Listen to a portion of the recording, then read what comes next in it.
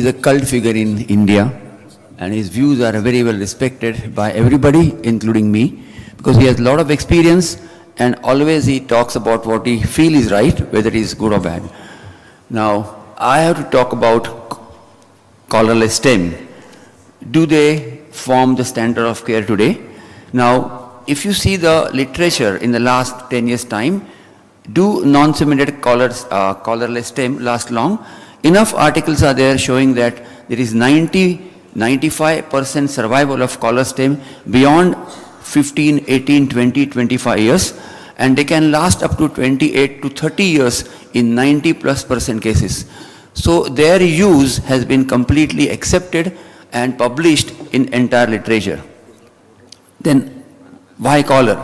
Now collar is just supposed to add extra loading of the calcar area like this, and it's very logical that when you increase the load on the calcar remains good. The load is distributed not just into intramural cavity, and it probably prevents the fracture in a post-op period. And you saw a session on a fracture, post-op fracture by Dr. Dave, which was very exciting in the morning. But it doesn't have to be like that, because when you put a collar, it may stand out even by a millimeter up, then that is as good as a collarless stem and is not going to be functioning like a collar stem, although on registry it will be labeled as a collar stem.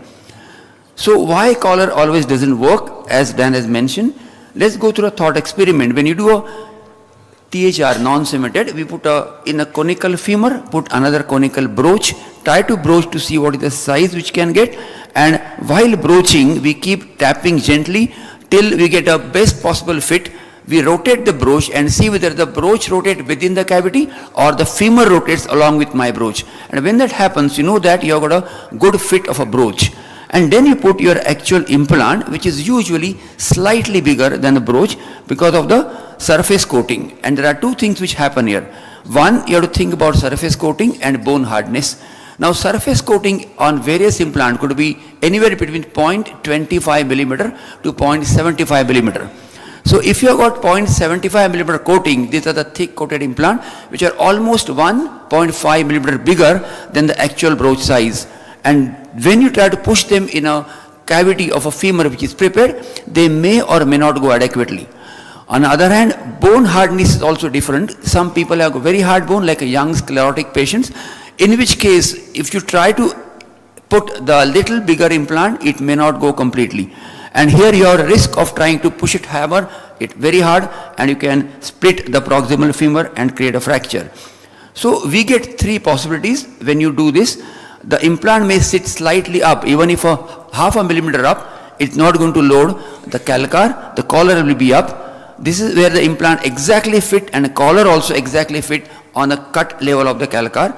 And this is where the implant is supposed to go inside, but the collar stops it, and now the implant is slightly loose within, and it may toggle because the loading happen mainly on a calcar and a collar. Now in this situation, many times, because the body is a great thing, because as my professor used to say, human body heals in spite of orthopedic surgeons. So many times, even in this situation, if there is a HA coating, this will still heal and function. So technically in this and in this situation, the collar is not helping the actual biomechanics of the implant. It will happen only in this single situation. That's why all cases of collared stems may or may not be functioning the way we want them in reality.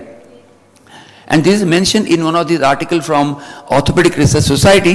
They have mentioned that the presence and absence of collar is unlikely to substantially alter the bone implant biomechanics nor the initial mechanical environment. Hence, a collar is likely to have minimal clinical impact on this.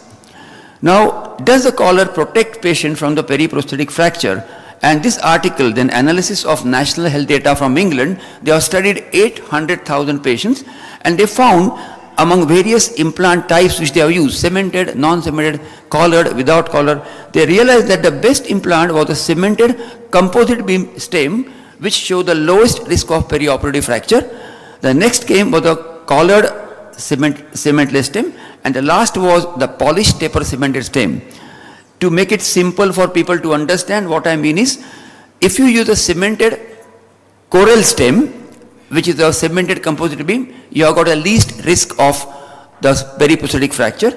You go for a collared cement, say coral stem, it has got an intermediate, and a polished taper stem like etc. can give you higher risk of complication like periprosthetic fracture.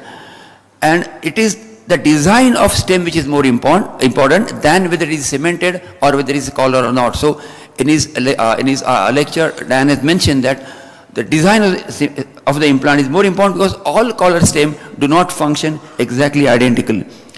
Now, what are the two trends in USA which has come in the last 5 to 7 years?